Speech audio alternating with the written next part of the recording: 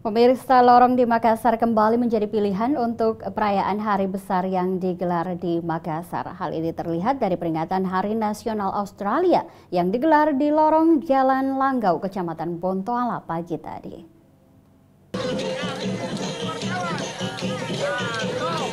Nampaknya lorong-lorong di Makassar punya daya tarik tersendiri bagi para mitra kerja pemerintah Kota Makassar, baik dalam negeri maupun luar negeri. Lorong Makassar kembali dijadikan salah satu lokasi dalam peringatan Hari Nasional Negara Australia.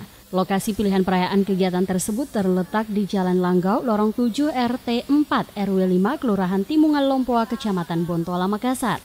Hubungan historis panjang antara Makassar dengan Australia menjadi salah satu alasan penunjukan kota ini sebagai salah satu pusat perayaan Hari Nasional Negara Kanguru tersebut.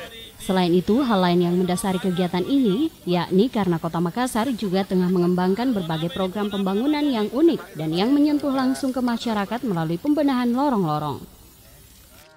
Dan pandangan untuk memajukan ekonomi, sistem Australia kita tidak bilang harus cara ini, kita bilang di Australia ini jalan dengan efektif, jalan dengan baik.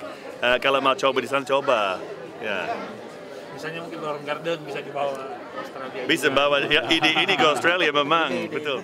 Kedepannya untuk meneruskan kerjasama bilateral antara Australia dan Kota Makassar, pihak Kedutaan Besar Australia akan membuat konsulat jenderal di Kota Makassar. Dengan keberadaan konsulat Australia di Kota Makassar ini akan memperluas kemungkinan kerjasama antara Australia dan Kota Makassar di berbagai bidang, dari segala aspek, khususnya di bidang pendidikan, sosial, dan ekonomi. Dari Makassar, Fitriana Sari, GoTV memberitakan.